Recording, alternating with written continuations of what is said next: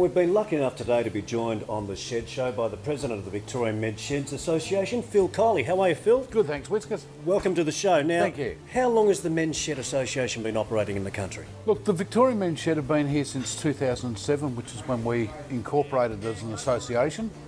Men's sheds themselves, look, they stretch back into the early 2000s. It's one of the largest men's support groups in the whole of the country, is that right? Well, we are. We've got 325 sheds in Victoria around the country, and there's about 965 in Australia. The interesting fact is there are more men's sheds in Australia than there are McDonald's stores. You see it growing even bigger?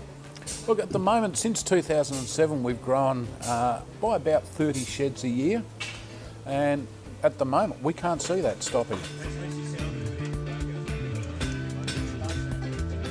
How long have you been operating here? We kicked it off in May 2012, and in 4 and a bit years we've managed to get over 200 people come through, and we currently have about 160 financial members. I was going to ask you how many members you have in here, but 160, that is great, isn't it? Of course, the Men's Shed do a lot for the community. What sort of activities do you get up to here? Well, we have woodworking, metal turning, hobby room, blacksmithing, which is probably unique to any men's shed, and we have pool room, and we're in the throes of building a new recreational room. A couple of sheds we've been to, there's a few young fellas in there as well, and they're almost learning new skills. They are, they're learning new skills. They're also learning a part of a process of mixing with other people. We've had sheds in the past that have had younger guys come on board and work with them. And I know of a number of instances where the shedders have helped and aided these young boys get into apprenticeships. For 40, 45 years they were a part of work, whatever that might have been, and all of a sudden you've got nothing. And the men's shed gives them the ability to get back and socialise with men, to talk with men, and we've actually found that a lot of the health benefits that come out of sheds are from just blokes talking.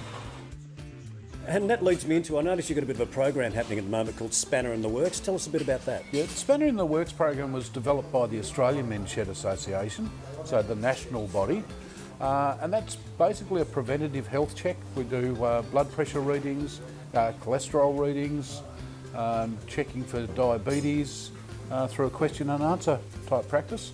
And if some of the numbers aren't sounding too well, there'll then be a recommendation to see your local doctor.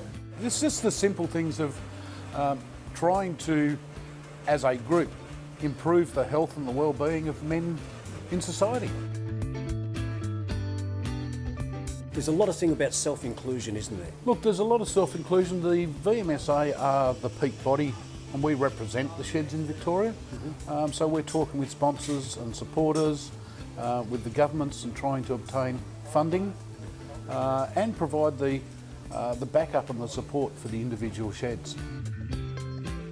If there are some people out there who want to start up their own men's shed in their area or their region, wherever they're from, how do they go about it?